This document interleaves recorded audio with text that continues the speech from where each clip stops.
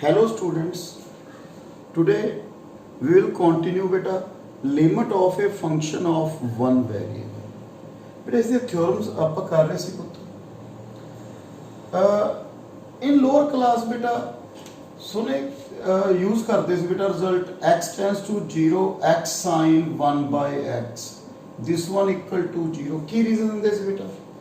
this one 0 and this one bounded then product is 0. Today we prove this theorem. Beta theorem first today. ठीक है बेटा? First, if बेटा इसमें देखो this one equal to 0. If limit x tends to a fx equal to 0 and this one second function is bounded and gx function is bounded in the little neighborhood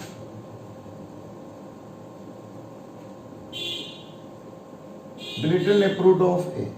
बेटा उसदे विच की है बतो bounded है then limit x tends to a fx into gx equal to 0 बेटा देखो आप use करते से ना बेटा ਆਪਾਂ ਦੇ ਇੱਕ 0 ਹੈ and second is bounded because ਇਸ ਦੀ ਵੈਲਿਊ -1 ਤੋਂ 1 ਦੇ ਵਿੱਚ ਲਾਈ ਕਰ ਰਿਹਾ bounded then ਇਹਨਾਂ ਦੀ ਪ੍ਰੋਡਕਟ ਕੀ ਹੈ ਬੇਟਾ 0 we use in this limit in lower class. Then we prove this theorem. बेटा this देखो सेम पे और prove देखो बेटा first gx की गिवन है पुत्र gx is bounded in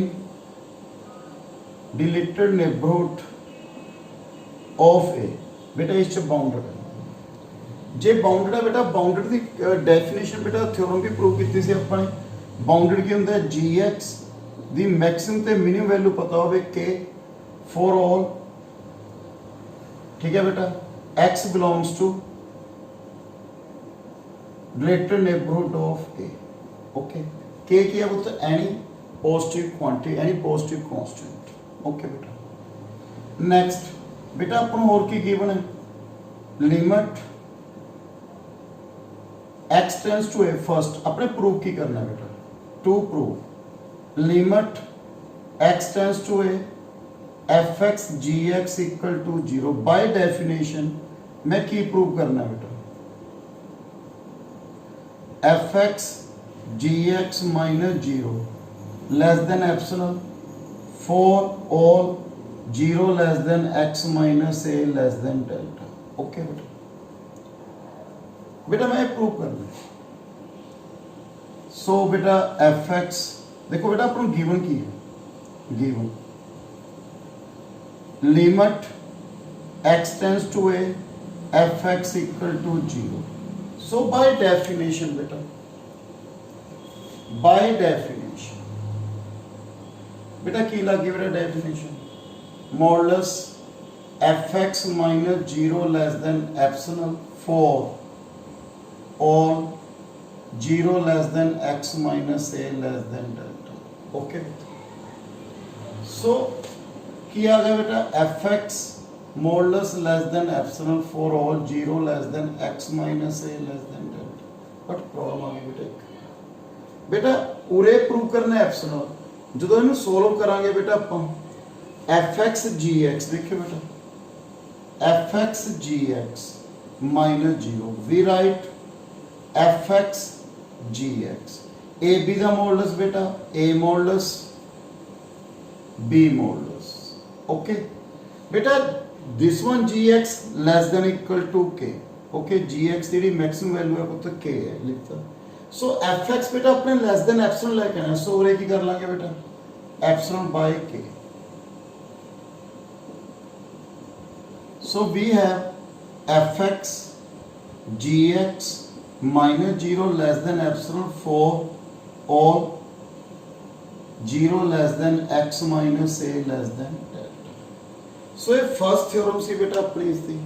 ठीक है सेकंड थ्योरम बेटा नेक्स्ट थ्योरम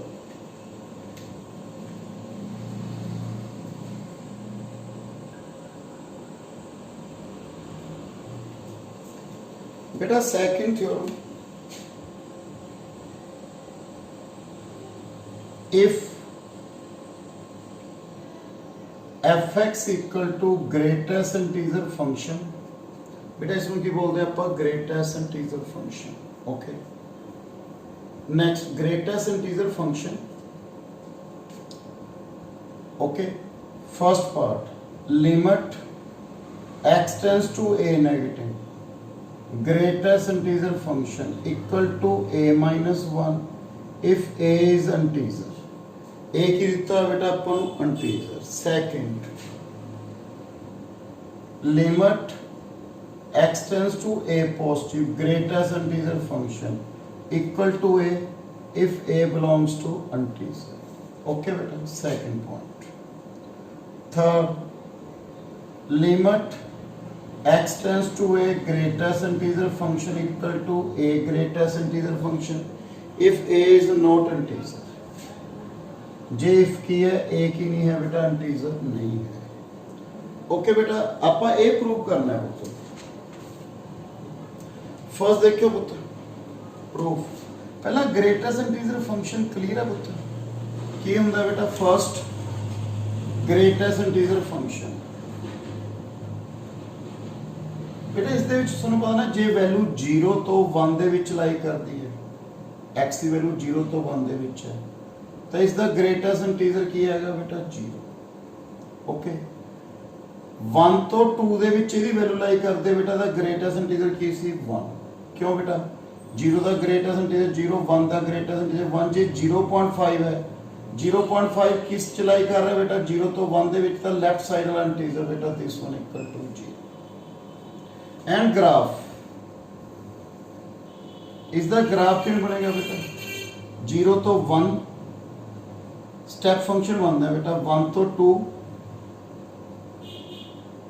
2 तो 3 बेटा। देखो 1 तो 2 दे विच इहदी वैल्यू कितनी आ रही है 1, 2 तो 3 दे विच इहदी वैल्यू कितनी आ रही है 2। तो इसमें की बोलते हैं greatest integer function. So first बेटा let epsilon greater than 0, however small you know better, then this one equal to बेटा a नेगेटिव है, मींस लेफ्ट नेबरहुड। ठीक है बेटा, x belongs to a minus delta 2a। So x की value किस लाई कर रहे हैं बेटा, a तो a minus delta, मीन जिवें बेटा ਆਪਾਂ 2 ले रहे हैं, ਇਹਦੀ ਜਿਹੜੀ वैल्यू है मान लो x की वैल्यू 2 minus delta तो 2 ਦੇ ਵਿੱਚ लाई कर रही है, तो नेचुरली बेटा इस तरफ आ गई ना वैल्यू, कोई भी 2 तो लेफ्ट साइड थे, तो ਉਹਦਾ ग्रेटेस्ट इंटीजर की बन गया 1। तो ਉਹਦਾ ग्रेटेस्ट इंटीजर कितना बन जू 1, 1 ਨੂੰ ਕੀ ਲਿਖਾਂਗੇ 2 minus 1। सपोज बेटा ए ਦੀ वैल्यू मैं 2 रख ली, तो ਜਿਹੜਾ x है लेफ्ट नेबरहुड है किस लाई करदा है 2 minus डेल्टा तो 2 ਦੇ ਵਿੱਚ लाई करदा ना बेटा 2 तो लेस लेफ्ट हैंड साइड, तो ਇਹਦੀ वैल्यू ਕਿਹਦੇ ਇਕੁਅਲ ਆਊ ਪੁੱਤ, ਆਪਾਂ ਲਵੇ 2 minus 1 ਕਿਸ ਦੇ ਇਕੁਅਲ ਆ ਗਈ 1, ਮੀਨਸ ਉਹਦੇ ग्रेटेस्ट इंटीजर आऊगा वो की आएगा बेटा a minus 1 दे इक्वल आ गया। ओके, मेरा पॉइंट क्लियर है पुत्र। देखो मैं a ਦੀ वैल्यू 2 कंसीडर कर ली फॉर एग्जांपल, ਤਾਂ ਜਿਹੜਾ ਲੈਫਟ ਨੇਬਰਹੁਡ ਹੈ ਕੀ ਬਣਿਆ 2 minus delta to 2, 2 ਤੋਂ 2 minus delta बेटा ਇੱਧਰ ਆ ਗਈ ਲੈਫਟ ਸਾਈਡ ਤੇ, ਇਹਦੇ ਵਿੱਚ लाई ਕਰ ਰਹੀ ਹੈ ਉਹਦਾ ਵੈਲਿਊ, ਤਾਂ ਉਹਦੀ ਲੈਫਟ ਸਾਈਡ ਦੇ ਇੰਟੀਜਰ ਕੀ ਆ ਰਿਹਾ बेटा 1, ਤਾਂ ਇਹਦੀ ਵੈਲਿਊ 1 ਆਈ ਨਾ, 2 ਦੀ ਵੈਲਿਊ 1 ਆਈ ਹੈ बेटा, a ਦੀ ਵੈਲਿਊ 2 ਹੈ ਤਾਂ ਇਹਦੀ ਵੈਲਿਊ 1 ਆ ਰਹੀ ਹੈ, मतलब a minus 1। सो बेटा डेफिनेशन देखियो, fx minus minus a minus 1, this one l हो गया ना पुत्ते, इनू कंपेयर कर ले, fx equal to l limit x tends to, बेटा की आ गई बेटा वैल्यू रे greatest integer x minus a minus 1। So this one equal to a minus 1 minus a minus 1, this one equal to 0, 0 बेटा की है less than epsilon, for x belongs to, for all x belongs to a minus delta to a। so limit x tends to a negative, ਜਿਹੜੀ fx ਦੀ value है वो किस दे equal आ गई बेटा a minus 1। Okay, first बेटा अपने result की करता प्रूव करता। सेकंड बेटा, सेकंड की है पुत्र limit x tends to a positive greatest integer function equal to a prove करना। बेटा हम कंपेयर कर लो, fx की वैल्यू कितनी है बेटा ग्रेटेस्ट इंटीजर, l की वैल्यू a। बेटा राइट नेबरहुड है, so x belongs to a plus delta. For example बेटा मैं a ਦੀ ਵੈਲਿਊ 2 ਰੱਖ ਲਈ ਤਾਂ ਜਿਹੜੀ ਵੈਲਿਊ ਹੈ 2 ਤੋਂ 2 ਪਲਸ ਡੈਲਟਾ ਵਿੱਚ ਲਾਈ ਕਰਦਾ 2 ਪਲਸ ਡੈਲਟਾ ਬੇਟਾ ਇਹਦੇ ਵਿੱਚ ਲਾਈ ਕਰ ਰਹੀ ਹੈ ਇਹਦੀ ਲੈਫਟ ਸਾਈਡ ਤੇ ਇੰਟੀਜਰ ਕੀ ਪਿਆ ਬੇਟਾ 2 ਤਾਂ ਆਪਾਂ ਕਹਿ ਸਕਦੇ ਹਾਂ ਜਿਹੜਾ ਗ੍ਰੇਟੈਸਟ ਇੰਟੀਜਰ ਹੈ ਪੁੱਤਰ 2 ਜੇ ਆਪਾਂ x the a the value 2 ਰੱਖ ਰਹੇ ਹਾਂ ਤਾਂ 2 ਆ ਰਿਹਾ ਨਾ ਤਾਂ ਨੈਚੁਰਲੀ ਉਰੇ ਕਿੰਨਾ ਆਏਗਾ ਬੇਟਾ a। ਸੋ ਬੇਟਾ fx minus l कितना है बेटा a, okay, this one greatest integer minus a minus a, this one equal to 0 की है बेटा less than epsilon for all x belongs to a plus delta। so clear है बेटा left hand limit not equal to right hand limit। so ਆਪਾਂ ਕਹਿ ਸਕਦੇ ਹਾਂ बेटा in greatest integer function limit does not exist, ठीक है, when exist, ठीक है, x tends to a is integer बेटा does not exist at integer।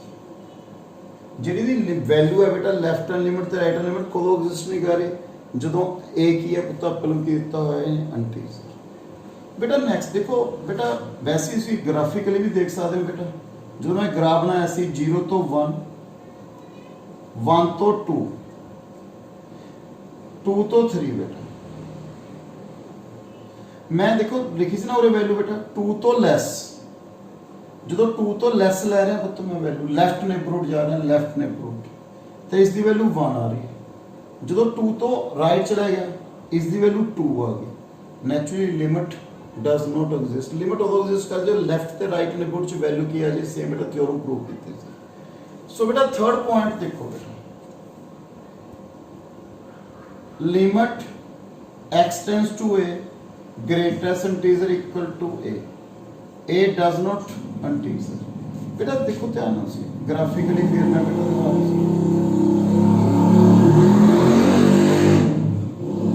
Zero तो 1 1 तो 2 2 तो 3 पुत्र और 2 के बीच कोई वैल्यू रख ली बेटा मैंने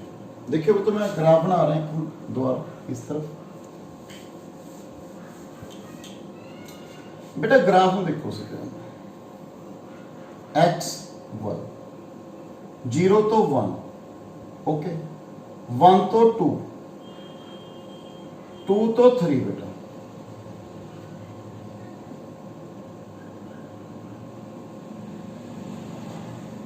ओके बेटा 2 तो 3 ਦੇ ਵਿੱਚ ਪੁੱਤ ਧਿਆਨ ਨਾਲ 2 ਤੋਂ 3 ਦੇ ਵਿੱਚ ਮੰਨ ਲਓ ਆ ਵੈਲਿਊ ਰੱਖ ਲਈ ਨੋਨ ਇੰਟੀਜਰ ਹੈ ਨਾ ਬੇਟਾ ਇਹਦੀ ਲੈਫਟ ਤੇ ਵੈਲਿਊ ਵੀ 2 ਆ ਰਹੀ ਹੈ ਰਾਈਟ ਤੇ ਵੈਲਿਊ ਵੀ 2 ਆ ਰਹੀ ਹੈ so in left hand neighbourhood and right hand neighbourhood value same ਆ ਰਹੀ ਹੈ ਤਾਂ ਆਪਾਂ ਕਹਾਂਗੇ ਲਿਮਿਟ ਕੀ ਕਰ ਰਹੀ ਹੈ ਬੇਟਾ ਇਸ ਦੀ ਐਗਜ਼ਿਸਟ ਕਰ ਰਹੀ ਹੈ। ਸੋ ਬੇਟਾ ਇਹੀ ਮੈਂ ਉਰੇ ਪ੍ਰੂਵ ਕਰਨ ਲੱਗਿਆ ਥਰਡ ਪੁਆਇੰਟ ਇਫ a is non integer then limit exists बेटा थर्ड पॉइंट की प्रूव करना है limit x tends to a greatest integer function equal to a बेटा हम a की है non integer x belongs to a minus delta to a union a to a plus delta in left and right directed neighbourhood बेटा greatest integer x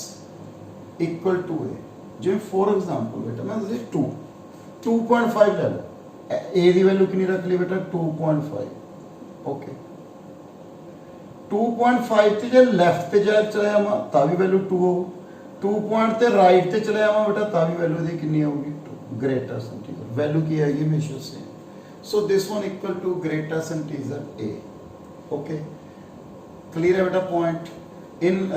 left neighbourhood and right neighbourhood this one value equal to a मैं लिख सकता बेटा a